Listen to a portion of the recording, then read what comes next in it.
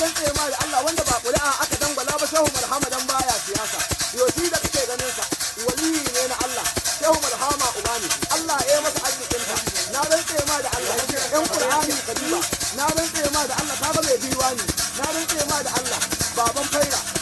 na rantse ma da Allah duk wanda ita ya rena shehu sai ya mutu wa gwandan jama'a ba dago dan iska sai iyaji yowa zai rena shehu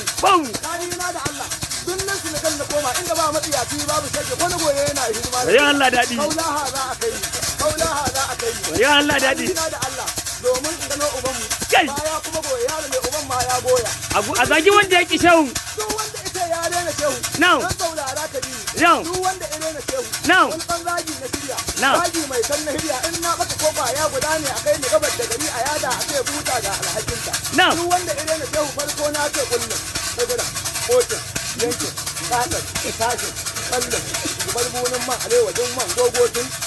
duk wanda ita ya rena shehu yau saurara ka ji dan masa zagin ka da dangi idan ya tsiyaye kai ya notse ruwa sai an tauna a baki duk wanda ya rena shehu ta kulle ta baba rauya mu kau haji kau na mun ne wanda bai ciki ya balle a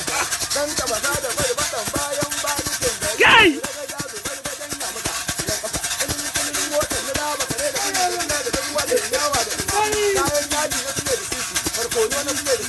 duk wanda ire na shehu uwar maciyin sa kaman ka tusa uban na gona kan yi haɗu duk wanda ire na shehu ko mai nukule ganin sa ko mai ƙyahin ganin sa taron to ta yi lodi jirgin ƙasa ya yi lodi dan wata ya yi lodi ka san buwa mai samunci ni ma na je a Lagos na mai da gudawa ya taɓo ni an na daɗe a lungu malam wani duk uban da ita ya daina shehu ka san girman dutsen da ba ni da warin golan ubangi